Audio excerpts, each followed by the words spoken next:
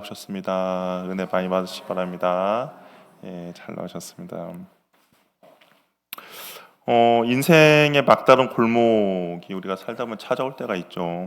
정말 어떻게 해야 될지 모르는 막막함과 절망이 찾아올 때가 있습니다. 어찌 보면 야곱의 아들들이 바로 그런 상황에 처해 있어요. 베냐민의 자루에서 총리의 은잔이 발견되었습니다. 그들이 이제 절망했죠. 저번 주 보면 그들이 옷을 찢으며 슬퍼했습니다. 도망칠 수도 없고 부인할 수도 없는 명확한 증거 앞에서 그들이 할 수 있는 일은 두 가지뿐이었죠. 과거에 그랬던 것처럼 베냐민만 남겨놓고 자신들은 살아서 도망할 것인가, 아니면 베냐민과 함께 죽는 일입니다. 근데 형들이 이제 선택한 것은 베냐민만 놓고 도망가는 것이 아니라 베냐민과 함께 요셉의 머무는 집으로 가게 됩니다. 누구 하나 선뜻 나서지 못하고 있어요. 뭐 이 상황 가운데 누가 뭐 어떻게 나서겠습니까? 그런데 절체절명의 순간에 유다가 이제 나서게 됩니다. 우리 유다가 누구죠? 창세기 37장에서 보면 우리가 요셉을 팔자, 그에게 손을 대지 말자라고 제안한 장본인, 그러니까 요셉을 팔자라고 제안한 사람이 유다였어요. 은 20세겔에 자기의 동생을 팔아버린 사람입니다. 또 창세기 38장에서는 어떻습니까? 가족 공동체에서 따로 떨어져 나와서 며느리 다말을 통해 수치스러운 사건의 장본인이 바로 유다였죠. 하지만 이 모든 일이 자신의 그 숨겨진 죄를 깨닫게 하신 하나님의 개입하신 사건임을 이제 유다가 발견하게 되었어요. 베냐민의 자루에 있던 은잔 사건이 단순히 그냥 우연히 있는 것이 아니라 하나님이 자신들이 20년 전에 저질렀던 그 죄에 대한 심판임을 깨달았던 것입니다. 유다가 요셉 앞에 서서 이제 이야기를 하는 거예요. 내 주여, 원하건대 당신의 종에게 내 주의 귀에 한 말씀 아뢰게 하소서라고 하면서 유다가 가까이 가서 이야기를 합니다. 여기서 이제 가까이 가다라는 단어가 재밌는 단어인데요. 이 단어가 구약에서 특별한 의미로 사용되어지는데 언제 사용되어지나라고 봤더니 레위기에서 보면 제사장이 하나님께로 나아갈 때 사용하는 그 단어가 바로 이 가까이 가다라는 단어입니다. 그러니까 제사장이 하나님께로 나아가 사는 일은 무엇입니까? 제사를 지내는 거죠. 제사장이 백성들의 죄를 가지고 하나님 앞에 나아가는 그 다리 역할을 하는 것처럼 어찌 보면 이 유다가 그 형제들과 베냐민의 그런 잘못을 가지고 이제 요셉 앞에 나아가고 있는 그 모습을 이렇게 보여주고 있는 것이죠. 그러면서 유다가 그냥 과거를 길게 설명을 합니다. 이 베냐민이 왜 여기에 오게 되었는지, 그리고 베냐민이 와서 왜 이런 사건이 벌어지게 됐는지를 이제 요셉에게 자세하게 설명해요. 비록 베냐민이 잘못을 했죠. 결과만 놓고 보면 베냐민이 잘못을 한 겁니다. 왜냐하면 은잔이 그의 자루에서 나왔기 때문에요. 근데 이제 요셉이 이렇게 이야기하죠. 왜 형제들이 이 베냐민을 데리고 온 것은 결국에는 당신이 명령을 내렸기 때문에 이 베냐민을 이곳에 데려왔다라고 이야기합니다. 처음부터 우리가 정탐꾼이 아니다라는 것을 믿어줬다면 굳이 베냐민을 이곳에 데려올 필요가 없었다라는 말이죠. 그러면서 또 유다는 그 베냐민의 이야기만 하는 것이 아니라 아버지 야곱에 대해서도 이야기해요. 이 아버지 야곱에 대해서 정말 구구절절 간절하게 이야기합니다. 우리 아버지 야곱은 요셉, 그러니까 베냐민의 형을 잃고 그 만나의 동생 베냐민을 얼마나 사랑하는지를 이야기해요. 특별히 30절을 보면 아버지의 생명과 베냐민의 생명이 서로 결탁되어 있다라고도 이야기합니다. 그래서 만약에 아버지가 베냐민을 잃어버리면 아마 죽을 것처럼 슬퍼할 것이다라고 반복적으로 이야기를 하죠. 유다의 관심이 자신의 어떤 안전이 아니라 유다가 계속 이야기하는 걸 보면 그의 아버지의 생명과 그리고 동생 베냐민의 안전을 더욱 중요하게 생각하고 있는 것이죠.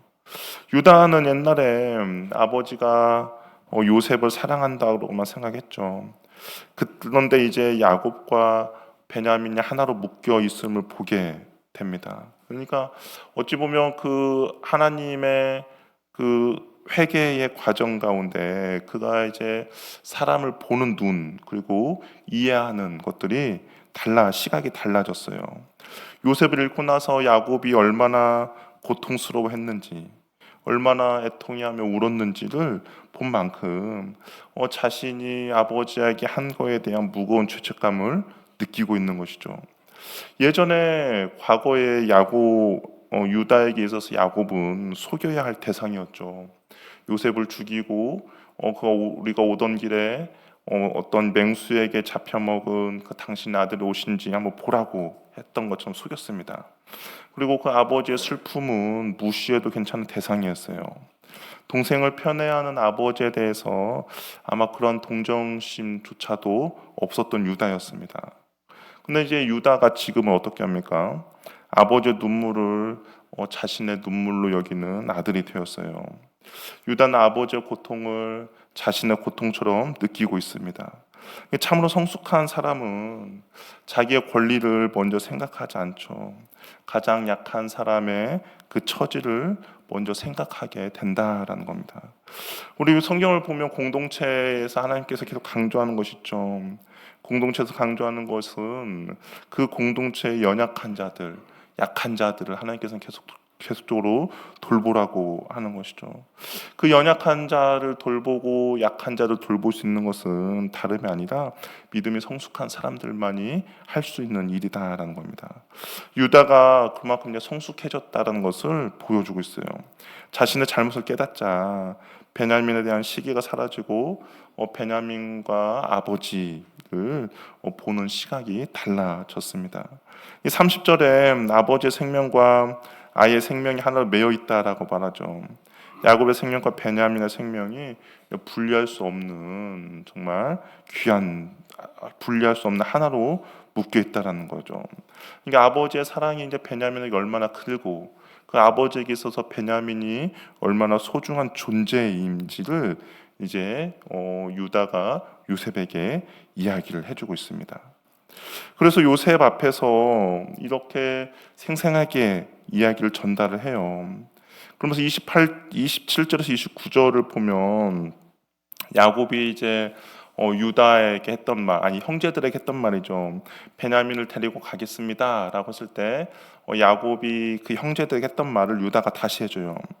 내가 두 아들이 낳았는데 하나는 내게서 찢겨 나갔고 그리고 이 아이까지 데려가다가 재난이 미치면 나의 흰머리를 슬퍼하며 스올로 내려가리라 한 말. 아버지가 유다에게 한 말을 유다가 어떻게 하면 요셉에게 다시 그대로 전달하고 있는 것이죠.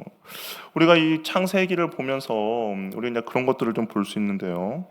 예수님의 그런 그림자의 모습들이 조금씩 우리가 보인다라고 이야기했습니다. 우리가 이 유다의 이런 모습을 보면서 우리가 한번 볼 수 있는 것은 야곱의 중보의 역할을 유다가 이렇게 하고 있는 것을 보게 돼요. 우리도 옆 지체들을 위해서 기도할 때가 있죠. 그것을 이제 우리가 무슨 기도라고 합니까? 중보기도라고 해요. 이제 이 중보기도란 단어를 사용하면 안 된다라고 하면서 막 도고기도로 바꿔야 된다라고 이야기하지만 일단 우리에게 익숙한 그 단어를 그대로 사용해서 보면 중보기도는 단순히 우리가 다른 사람을 위해서 기도할 때 정보만을 전달하는 것이 아니다라는 것을 우리가 오늘 본문에서 좀 살펴볼 수 있습니다. 중보기도는 고통받는 자들의 마음을 자기 마음에 품고 권능 있는 분 앞에 서는 것을 보여주는 거죠. 그러니까 유다가 야곱의 그 아픔과 애통함을 가지고 요셉에게 그대로 전달하는 거예요. 다른 사람을 위해 기도를 안 하는 것보다 하는 것이 낫지만 그래도 우리가 누군가를 위해서 기도를 할 때에는 단순히 그냥 기도의 제목 목록만을 읽어가는 것이 아니라 그 아픈 사람의 아픔을 품고 그리고 그 무너진 자의 눈물을 안고 하나님 앞에 나아가는 겁니다. 이것이 바로 중보기도의 본질이죠. 우리가 누군가를 위해서 기도해 준다라고 할 때 우리 기독교인들이 가장 많이 하는 거짓말 중에 하나가 그 부분이죠. 내가 기도할게 라는 아마 말일 겁니다. 그런데 그냥 의무적으로 형식적으로 기도할 때가 아니라 기도할게가 아니라 정말 우리가 그 사람의 아픔과 애통함을 가지고 하나님 앞에 나아가는 것이 우리가 중보 기도라는 것입니다. 이미 예수님께서는 그렇게 하셨죠. 예수님께서는 우리의 연약함들, 우리의 아픔들, 우리의 슬픔들을 가지고 하나님 앞에 나아가셨습니다. 그리고 그것을 온전히 하나님께 올려드렸죠. 그럼 우리도 누군가를 위해서 중보한다는 것은 우리가 그 모든 아픔을 알 수는 없겠지만 정말 간절한 마음을 가지고 눈물을 가지고 애통함을 가지고 우리가 누군가를 위해서 그 다리 역할을 할 수 있는 은혜가 있기를 바랍니다. 그것이 바로 하나님께서 저와 여러분들을 제사장으로 부르신 이유라는 것이죠. 이 제사장이란 단어가 다리 놓는 사람들이라거든요. 그러니까 하나님과 누군가의 다리 역할을 하는 것이 바로 저와 여러분들의 모습이라는 것이죠. 우리 주변을 살펴보아서 우리의 기도 제목이 필요한 지체들이 있습니다. 어찌 보면 공동체에서의 연약한 지체들이죠. 아픔이 있는 지체들입니다. 그런데 우리가 그 지체들을 그냥 바라보면서 뭔가 기도할게 형식적이 아니라 정말 그 사람의 아픔을 가지고 우리가 주님 앞에 온전히 나아갈 수 있는 다리 역할을 잘 감당하는 우리 귀하고 복된 공동체가 되기를 바랍니다. 유다가 이에 대해서 한 발 더 나아가요. 우리 32절, 33절 한번 읽어볼까요? 32절, 33절 읽어보겠습니다. 시작.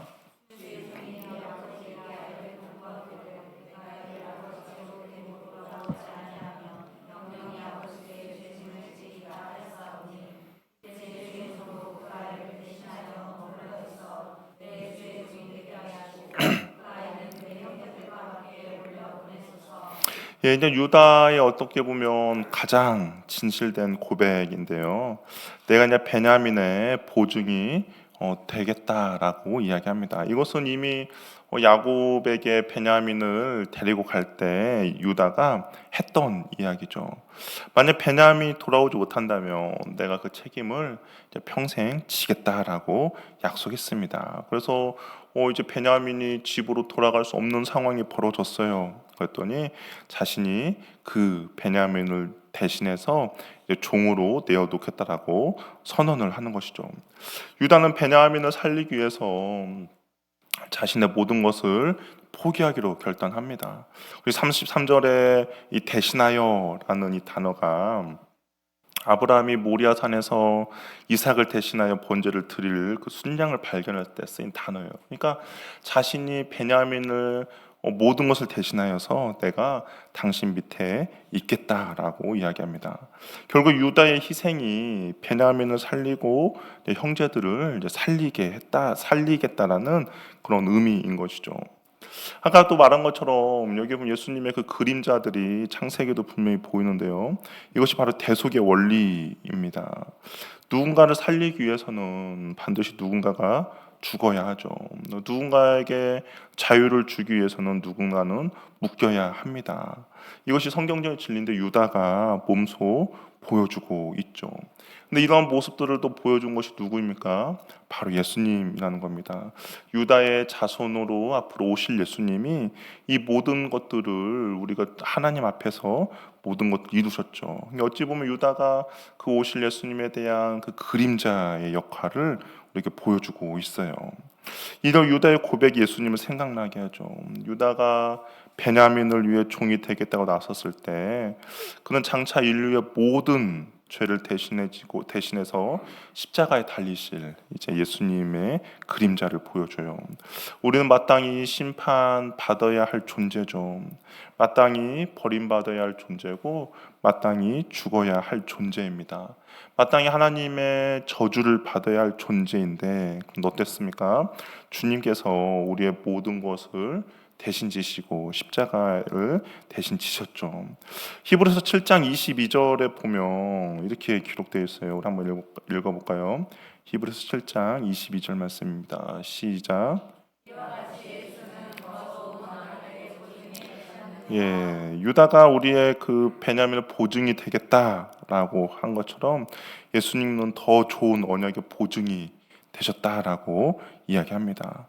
유다가 베냐민 보증이 되어 자신을 내어놓는 것처럼 예수님은 우리를 위해서 새 언약의 보증이 되어 주셔서 십자가에서 자신을 내어 주셨죠.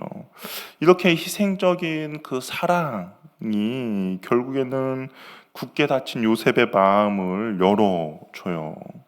이 세상을 변화시키고 사람에게 감동을 주고 변화시키는 것은 뭐 힘의 논리로 되는 것이 아니라 결국 희생과 이 사랑으로 변화시키고 그리고 어, 사랑으로 그 마음을 열 수가 있다는 것이죠.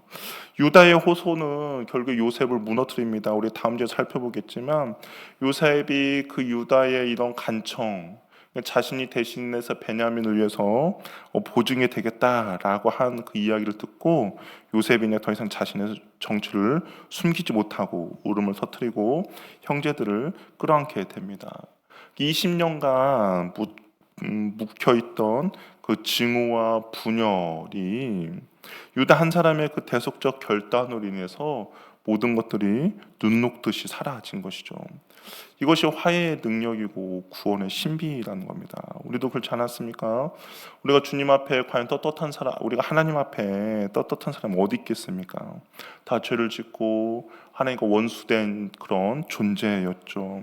하나님께 가까이 갈 수도 없는 존재였고 하나님이 우리를 보실 때는 좀 원수와 같은 존재로 바라보았습니다. 그런데 예수님께서 그러한 상황 가운데 우리를 대신해 십자가를 지심으로 하나님이 우리를 바라보는 시각이 달라졌죠. 그때 그 전에는 원수이고 죽여야 할 대상이었지만 예수님을 인하여서 우리가 자녀가 되었고 이제 사랑받는 자들이 되었다라는 겁니다. 이것이 바로 대속의 결단이고 십자가의 능력이라는 것이죠. 우리가 오늘 본문에서 배우고 깨달아야 할 것들이 몇 가지가 있어요. 이 유다의 회개를 보면 회개는 말로 끝나는 것이 아니다라는 겁니다. 분명 유다가 이것은 하나님께서 우리들에게 죄를 보여준 증거다라고 이야기했습니다. 근데 그냥 단순히 내가 잘못했습니다라고만 끝난 것이 아니죠. 그 죄에 대한 책임까지 지겠다고 나아갑니다. 그러니까 이 회개라는 것이 그냥 말로 끝나는 것이 아니라 삶으로 보여주는 것이죠. 유다는 자신의 과거의 죄를 숨기지 않았어요. 그리고 그 결과를 스스로 떠안으려 했습니다. 참된 회개는 그냥 죄를 인정하는 데에서만 끝나는 것이 아니라 죄가 남긴 상처까지도 책임지는 데서 시작이 되죠.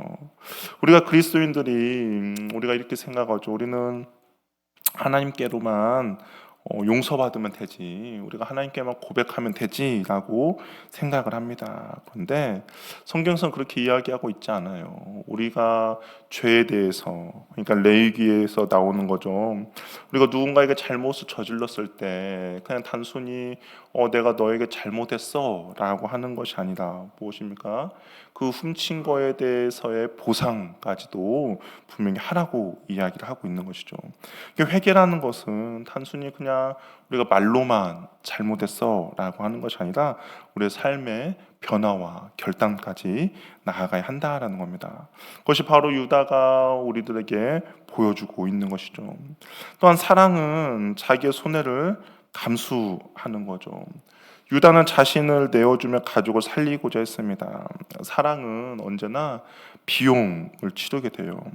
그런데 그 사랑의 공동체는 바로 누군가의 희생 위에 세워지는 것이죠. 그냥 세워지는 것이 아닙니다. 누군가가 대신 서지 않으면 그런 사랑의 공동체는 무너지게 되는 거죠. 가정도 그렇고 교회도 그렇고 관계도 결국에는 누군가의 희생과 책임에 의해서 유지되어집니다. 유다처럼 자신을 내어놓을 때 우리 가정에 요셉의 마음이 열린 것처럼 마음이 열리고, 우리가 유다처럼 자신을 내어놓을 때 우리 사회의 갈등이 치유가 되며, 그리고 우리의 삶 속에 감추었던 하나님의 축복이 이루어진다라는 것이죠.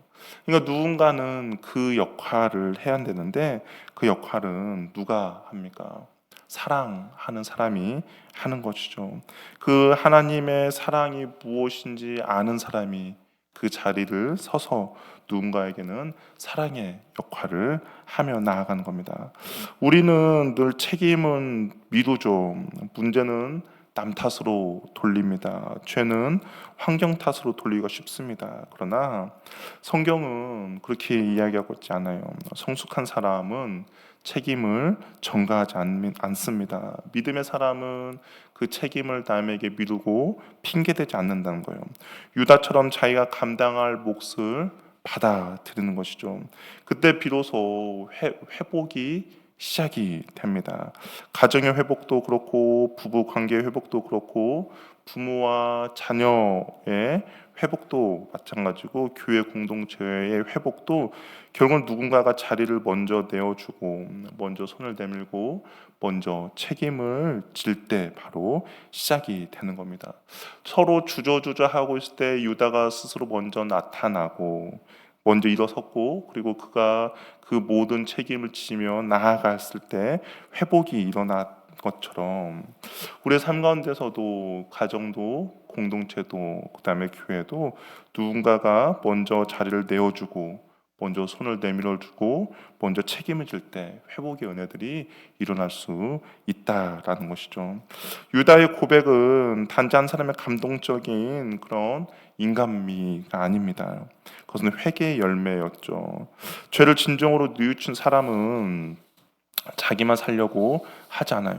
누군가의 아픔을 외면하지 않습니다. 책임을 회피하지 않습니다. 오히려 자기 자리보다 남의 눈물을 먼저 바라보게 되죠. 오늘 교회 공동체가 회복해야 가장 중요한 지점도 여기에 있습니다. 회개는 그냥 단순히 과거의 후회와 반성의 눈물로만 끝나는 것이 아니라 누군가는 행동으로 그 회개 열매를 보여주고 회개가 열매를 맺을 수 있도록 나아가야 한다라는 것이죠. 유다는 자기의 유익을 구하지 않고 동생과 아버지의 유익을 구하는 행동을 했고 유다의 이런 반응과 태도는 바로 요셉이 바랬던 그런 반응과 태도였고 결국에는 하나님이 우리에게 원하시는 그러한 모습이기도 합니다. 누군가를 위해서 내가 희생하고 사랑하며 헌신하며 나가는 것, 그것이 바로 하나님의 사랑을 발견한 사람이 해야 될 태도이며 해야 될 모습이라는 것이죠.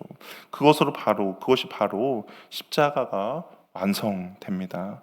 우리가 십자가의 사랑을 아는 사람은 자기만을 위해서 살지 않죠. 그리고 우리가 십자가의 사랑을 안 사람은 반드시 누군가를 위해서 그 사랑을 흘려 보냅니다. 저 여러분들은 이미 그 십자가의 은혜를 알죠. 예수님의 대속적인 사랑을 발견했고 그 사랑 안에 머물러 있는 하나님의 자녀들입니다. 그렇다면 우리가 그 시선을 들어서 내 문제만을 바라보는 것이 아니다. 우리 한번 주위에 있는 지체들을 한번 바라보며 나아가시길 바랍니다. 누군가에게는 분명히 하나님의 그 은혜가 필요한 지체가 있을 것이고 또 누군가에게는 내가 책임을 져야 할 그런 곳이 있을 것입니다. 우리가 하나님께서 우리를 제사장으로 불러주신 것처럼 누군가에게 있어서 그런 다리의 역할들을 하며 나아가는 은혜가 있기를 바랍니다. 아픈 자들의 그 아픔을 내가 품고 주님 앞에 나아가고 또한 내가 그 사랑의 역할을 해서 누군가에게 사랑이 필요한 자들에게 그 하나님의 사랑을 흘려보내고 또한 내가 누군가를 위해서 책임을 져야 될 자리가 있다면 아무도 나서지 않는다면 내가 그 자리를 대신해서 누군가에게 자유를 선포해 줄 수 있고 자유를 나눠줄 수 있는 그런 은혜가 저 여러분에게 있기를 바랍니다. 십자가의 사랑은 그 은혜로 살고 그 사랑으로 섬기며 그 희생의 길을 따르는 저와 여러분 되기를 바랍니다. 근데 그 길은 이미 예수님께서 우리에게 보여주셨고 예수님께서 우리에게 이미 말씀해 주신 길입니다. 그 길은 힘들고 어렵지만 그러나 그것이 바로 생명의 길임을 알고 주님이 기뻐하는 길임을 알고 그 길을 끝까지 가는 저와 여러분이 되기를 바랍니다. 기도하겠습니다. 우리 시간 기도할 때 우리 참된 회개